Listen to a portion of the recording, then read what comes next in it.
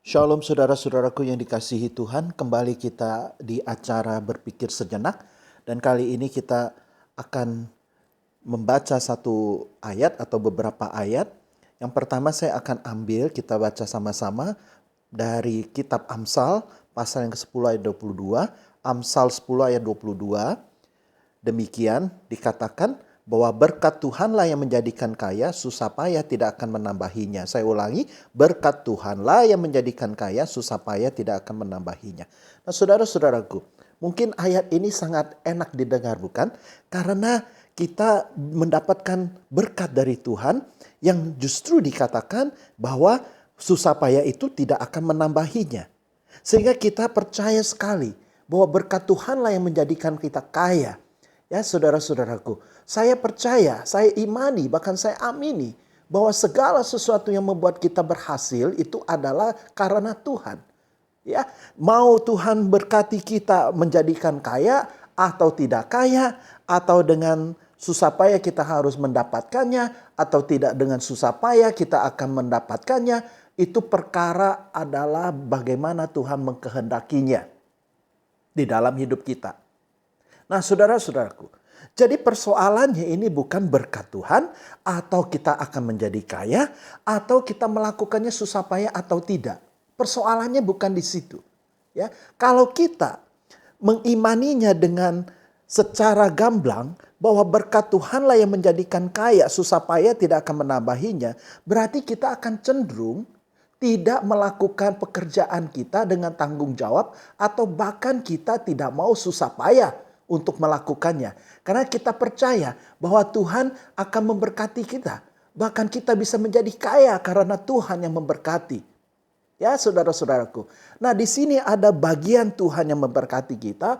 Juga ada bagian manusia yang melakukannya. Tetapi kalau kita mengacu ayat ini, maka susah payah itu tidak akan menambahinya. Apakah berarti kalau begitu kita akan melakukan sesuatu, ya pekerjaan kita, tanggung jawab kita dengan tidak susah payah? Sehingga kita hanya menunggu, berdiam diri, atau sisanya kita berharap Tuhan akan memberkati kita dan akan menjadi kaya, seperti kita selalu ditantang untuk ada satu impian besar. Ya, kita harus bermimpi, kita harus punya impian, motivasi. Apa yang kita mau dapatkan, kita harus pikirkan terus menerus. Tetapi kita juga lupa bahwa berkat Tuhan yang menjadikan itu sukses. Nah kalau begitu, sampai di titik mana sebagai manusia harus melakukan sesuatu supaya berkat Tuhan ini sungguh memberkati kita, mencukupi kita di dalam hidup ini. Nah saya akan mengajak kita untuk baca satu ayat yang terambil dari kitab Mazmur 127 ayat yang kedua. Mazmur pasal 127 ayat kedua. Dikatakan demikian. Sia-sialah kamu bangun pagi-pagi dan duduk-duduk sampai jauh malam dan makan roti yang diperoleh dengan susah payah. Ya, sebab ia memberikannya kepada yang dicintainya pada waktu tidur. Nah, saudara-saudaraku yang dikasihi Tuhan. Di sini ayat Mazmur ini yang ke-127 ayat yang kedua ini lebih jelas. Ya, dikatakan sia-sialah kamu bangun pagi-pagi dan duduk-duduk sampai jauh malam hanya untuk urusan roti. Nah, urusan roti adalah urusan makan, urusan untuk kita bagaimana hidup. Mungkin ada orang mau hidup untuk menjadi kaya atau menjadi sukses atau mau menjadi orang yang terkenal, orang yang punya jabatan yang tinggi atau yang punya banyak materinya. Ya, apalagi sekarang saya kalau lihat beberapa tayangan di TikTok itu, ya maaf saya hanya melihat dan saya sangat kadang-kadang bingung juga memamerkan kekayaan-kekayaan. Sehingga membuat orang yang menontonnya itu untuk berlomba-lomba untuk menjadi kaya seperti itu. Nah saudara-saudaraku, tetapi Mazmur ini berkata sia-sialah kamu bangun pagi-pagi dan duduk-duduk sampai jauh malam dan makan roti yang diperoleh dengan susah payah. Ya, sebagian orang mengatakan harus bekerja keras untuk memperoleh apa yang kamu inginkan. Tapi ada orang juga ngeflow saja, santai saja. Nanti Tuhan juga akan memberkati. Tidak usah kita ngoyo. Nah, di antara ini apa yang harus kita lakukan? Mendengar yang mana? Kelompok yang mengatakan harus bekerja keras supaya mendapatkan apa yang kita inginkan? Ya, walaupun bekerja keras ini seringkali juga dikatakan jangan bekerja keras, tetapi bekerja cerdas. Ya, bagaimanapun mau cerdas, smart, atau work hard, bagi saya itu tidak ada bedanya juga. Ya, smart juga harus memikirkan strategi bagaimana, itu juga work hard sama juga. Ya, ini hanya istilah-istilah yang menurut saya hanya menggeser cara melakukannya, tetapi tetap dengan cara susah payah. Nah, saudara-saudaraku, nah kalau begitu kita mendengar orang yang sebagian mengatakan harus bekerja susah payah, atau bahkan itu bekerja keras, atau bekerja cerdas. Atau sebagian yang kita dengar bahwa yuk santai saja, ngeflow saja, ikuti saja, tidak perlu ngoyo. Yang penting kamu jalankan. Yang mana kita harus dengar? Nah, saudara-saudaraku yang dikasihi Tuhan, saya mau mengajak kita ini menggarisbawahi bahwa di dalam Mazmur yang tadi kita baca, pasal yang 127 ayat yang 2, di paragraf yang kedua dikatakan, sebab Ia, yaitu Tuhan, memberikannya kepada yang dicintainya pada waktu tidur.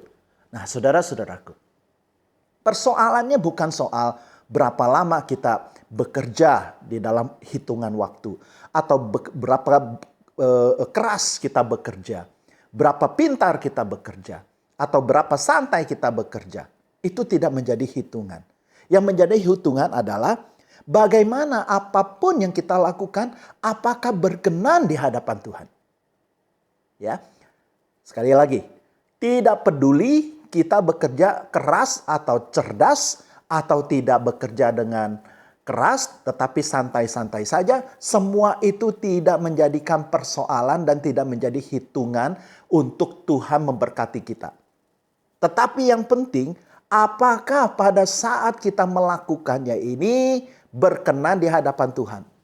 Ya, tanggung jawab yang diberikan, apakah kita lakukan dengan baik? Pekerjaan yang kita diberikan itu, apakah kita melakukannya dengan baik? Nah, ini yang penting. Bukan berapa lama sampai jauh-jauh malam kita bekerja. Atau bangun pagi-pagi sudah kita ngoyo. Atau sebaliknya ada sebagian yang santai-santai. Bukan di situ letaknya. Letaknya adalah bagaimana kita berkenan di hadapan Tuhan saat kita melakukannya. Nah, pada saat kita berkenan, maka Tuhan mencintai kita. Karena dikatakan Tuhan memberikannya kepada yang dicintainya, yaitu yang berkenan di hadapan Dia. Yang berkenan padanya pada waktu tidur.